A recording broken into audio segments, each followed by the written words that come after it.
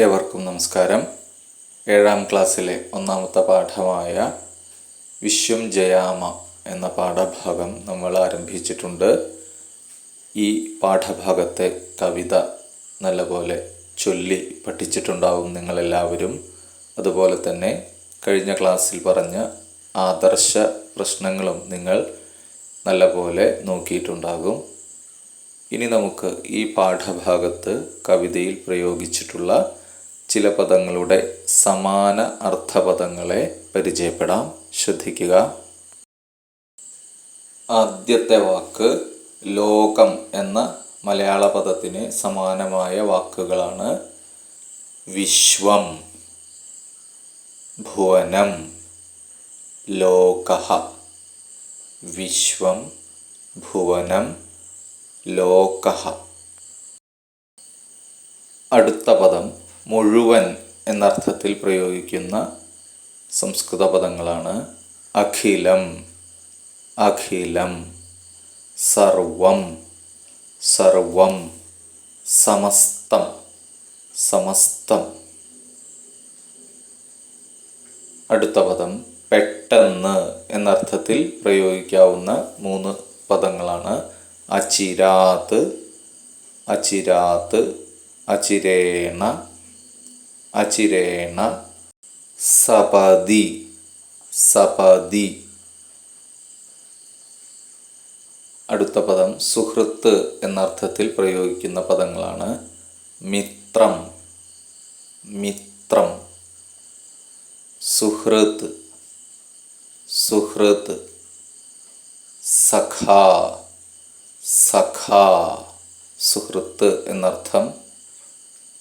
സഹോദരൻ, സഹോദരൻ എന്നർത്ഥത്തിൽ പ്രയോഗിക്കുന്ന സംസ്കൃത വാക്കുകൾ സോദരഃ, സോദരഃ, സഹജഃ, സഹജഃ, സമാനഃ, സമാനഃ. മനസ്സിൽ അഥവാ ഹൃദയത്തിൽ എന്നർത്ഥത്തിൽ പ്രയോഗിക്കാവുന്ന പദങ്ങൾ ഹൃദി, ഹൃദി, മനസി, മനസി, ചേതസി, ചേതസി. എന്നെന്നും എപ്പോഴും എന്നൊക്കെ ഉള്ള അർത്ഥത്തിൽ ഉപയോഗിക്കുന്ന സംസ്കൃത പദങ്ങൾ ശാശ്വതം, ശാശ്വതം, സന്തതം, സന്തതം, സർവദാ, സർവദാ. എപ്പോഴും എന്നർത്ഥത്തിൽ പ്രയോഗിക്കാവുന്ന മറ്റു പദങ്ങൾ കൂടി നോക്കാം. സദാ, സദാ, സർവദാ, സർവദാ, സതതം, സതതം, എപ്പോഴും എന്നർത്ഥം. അടുത്ത പദം നീതിബോധം എന്നർത്ഥത്തിൽ പ്രയോഗിക്കാവുന്ന പദങ്ങളാണ് നീതിബോധഃ, നീതിബോധഃ, ന്യായബോധഃ, ന്യായബോധഃ, ധർമ്മബോധഃ, ധർമ്മബോധഃ. ഐക്യഭാവന ഈ അർത്ഥത്തെ സൂചിപ്പിക്കുന്ന സംസ്കൃത പദങ്ങൾ സംഹതിഭാവന, ഐക്യഭാവന, ശക്തിഭാവന. സംഹതിഭാവന, ഐക്യഭാവന, ശക്തിഭാവന.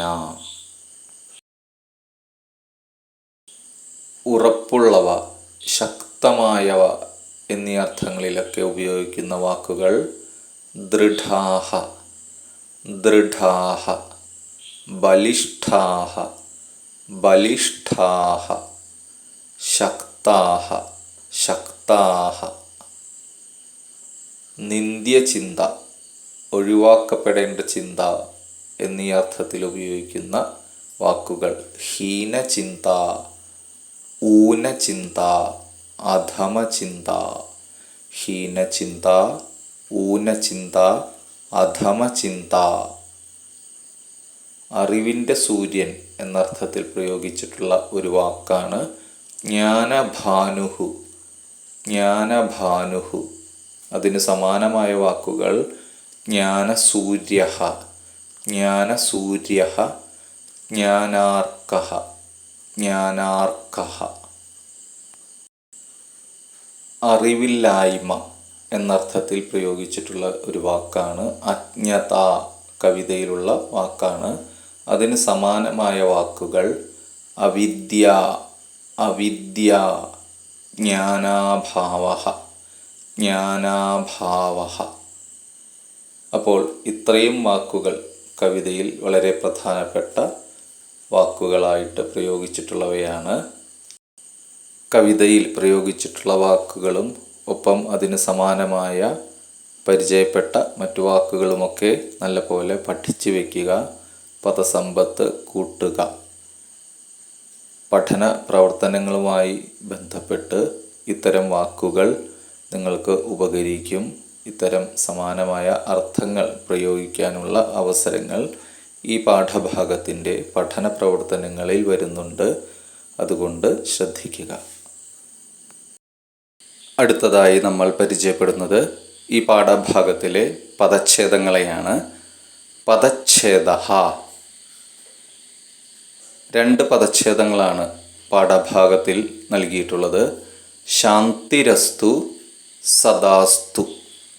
ശാന്തിരസ്തു, സദാസ്തു. ഈ പദങ്ങളുടെ പദച്ഛേദ മാതൃക ഒന്ന് പരിചയപ്പെട്ടതിന് ശേഷം ഇതേ രീതിയിൽ ചെയ്യാവുന്ന മറ്റു പദങ്ങളെ നമുക്ക് പരിചയപ്പെടാം.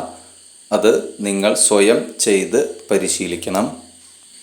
ആദ്യത്തെ പദം ശ്രദ്ധിക്കാം. ശാന്തിരസ്തു, ശാന്തിരസ്തു. ഈ പദത്തെ പദച്ഛേദം ചെയ്യുന്നു. ശാന്തിഹി പ്ലസ് അസ്തു, ശാന്തിഹി പ്ലസ് അസ്തു.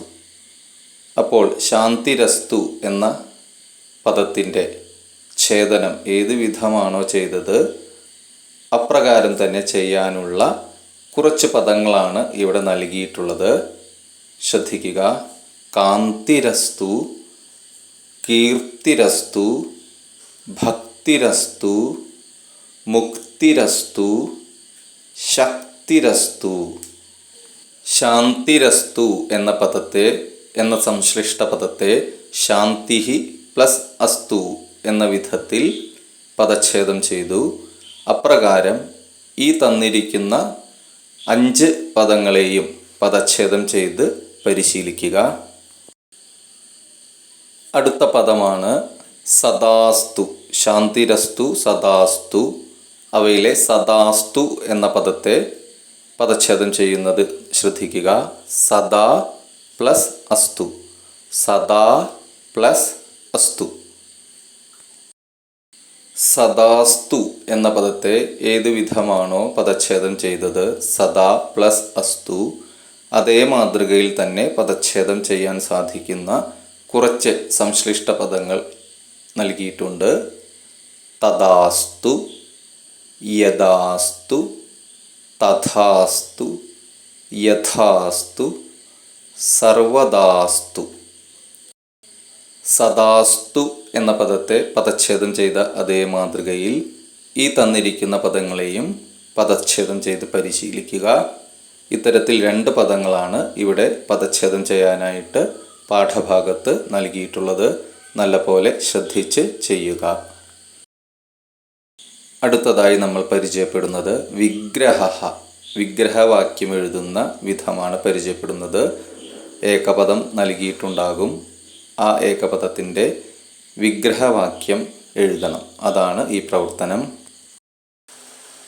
വിഗ്രഹവാക്യങ്ങൾ പരിചയപ്പെടുത്തുന്നതിനായി 2 ഏകപദങ്ങളാണ് പാഠഭാഗത്ത് നൽകിയിട്ടുള്ളത്. ഒന്നാമത്തെ പദം ആന്ധ്യം, ആന്ധ്യം, അന്ധത എന്നർത്ഥം. രണ്ടാമത്തെ പദം ഹീനചിന്ത, ഹീനചിന്ത, നിന്ദ്യമായ ചിന്ത എന്നാണ് അതിൻ്റെ അർത്ഥം. ആദ്യത്തെ പദം ശ്രദ്ധിക്കാം. ആന്ധ്യം, ആന്ധ്യം, അന്ധത എന്നർത്ഥം. ഈ ഒറ്റപദത്തിൻ്റെ വിഗ്രഹവാക്യമാണ് അന്ധസ്യ ഭാവഃ, അന്ധസ്യ ഭാവഃ.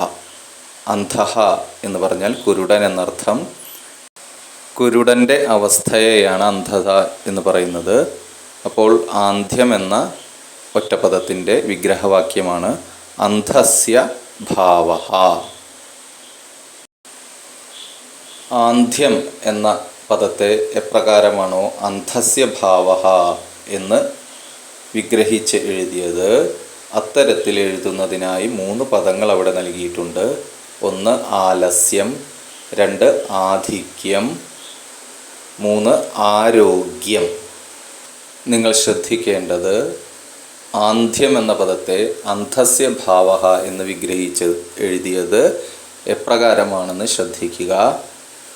ഇവിടെ അന്ധസ്യ ഭാവഃ, അന്ധഃ അന്ധസ്യ, അന്ധൻ, അന്ധൻ്റെ എന്നർത്ഥം, അന്ധൻ്റെ ഭാവം എന്നർത്ഥം. അപ്പോൾ അന്ധഃ എന്ന പദം അന്ധൻ്റെ ഭാവം എന്ന രീതിയിൽ ഒറ്റപ്പദമാക്കി എഴുതുമ്പോൾ ആന്ധ്യം എന്നാകുന്നു. ആ എന്ന് ഹ്രസ്വമുണ്ടായിരുന്ന ഇടത്ത് ആ എന്ന് ദീർഘമായി മാറുന്നു. അന്ധഃ എന്നുള്ളത് അന്ധൻ്റെ ഭാവം എന്ന് വരുമ്പോൾ ആന്ധ്യം എന്നതിലേക്ക് മാറുന്നു. ആ എന്നത് ആ എന്ന ദീർഘത്തിലേക്ക് മാറുന്നു. അത് ശ്രദ്ധിക്കുക. അപ്രകാരം മറ്റു പദങ്ങളുടെ വിഗ്രഹവാക്യങ്ങൾ എഴുതാൻ ശ്രമിക്കുക. അടുത്ത വാക്ക് ശ്രദ്ധിക്കുക. ഹീനചിന്ത. ഹീനചിന്ത, ഹീനമായ നിന്ദ്യമായ ചിന്ത എന്നർത്ഥം.